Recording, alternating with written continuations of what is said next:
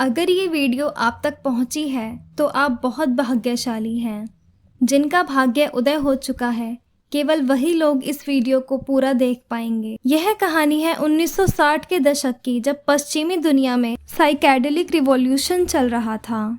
America के कॉलेजों और यूनिवर्सिटीज में LSD जैसे ड्रग्स पर रिसर्च हो रही थी। इसी दौर में एक मशहूर हार्वर्ड प्रोफेसर थे जिसका नाम था रिचर्ड एल्पर्ट। रिचर्ड एक ऐसे व्यक्ति थे जिसे साइकोलॉजिस्ट रिसर्च और LSD के एक्सपेरिमेंट्स में गहरी दिलचस्पी थी। उनका मानना था कि LSD जैसे ड्रग्स इंसान की चेतना का दरवाज़ा खोलते हैं और इंसान एक ऐसी दुनिया जहां ऊंचा अनुभव होता है। लेकिन रिचर्ड के भीतर कोई अधूरी तलाश थी। उन्हें किसी जिंदा गुरु की खोज थी, ऐसा कोई जो ज्ञान ना दे बल्कि जीवन को बदल दे। सन 1967 में रिचर्ड भारत पहुंचे।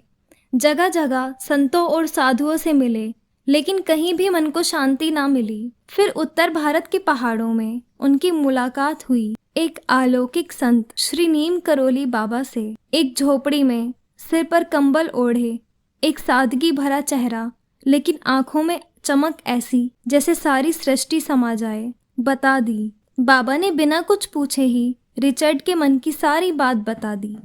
यहाँ तक कि रिचर्ड की गुजरी हुई माँ की बात भी बाबा ने बता दी।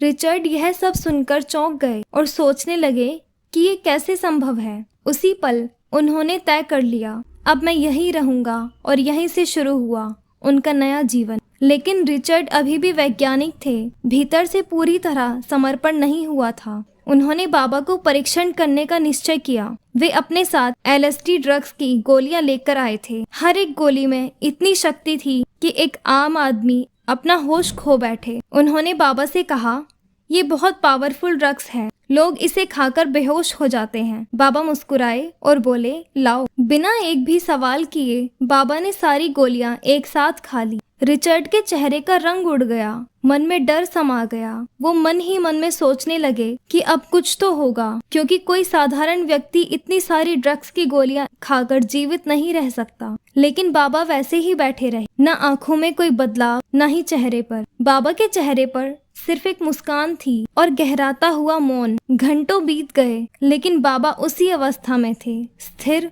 और शांत। फिर बाबा ने कहा, यह दवा सिर्फ तुम्हारे मन के दरवाजे खोलती है, मैं उस दरवाजे से बहुत पार हूँ। इस वाक्य ने रिचर्ड की दुनिया ही बदल दी। उन्हें समझ आ गया कि असली ज्ञान किसी केमिकल में नहीं आता, वो आत्मा की गहराई में आता है। उस दिन के बाद रिचर्ड ने अपना अतीत पीछे छोड़ दिया। अब वो थे रामदास, एक साधक, एक योगी और एक सेवक। उन्होंने अपने गुरु से जीवन का सबसे बड़ा पाठ सीखा कि चेतना तक पहुंचने के लिए नशे नहीं, भक्ति चाहिए होती है। नीम करोली बाबा ने सिखाया, सच्चा आध्यात्मिक अनुभव बाहर से नहीं, भीतर से आता है। बाबा जीवित चेतना थे, जिनके सामने LSD जैसा ड्रग्स भी निष्प्रभावी हो गया। रामदास ने पूरी दुनिया में बाबा का संदेश पहुंचाया, प्रेम, भक्ति और सेवा का संदेश। जय श्री राम। बाबा से जुड़ी ऐसी ही और कहानियों के लिए बाबा के इस चैनल को सब्सक्राइब करना ना भूलें और कमेंट्स में जय श्री राम जरूर लिखें।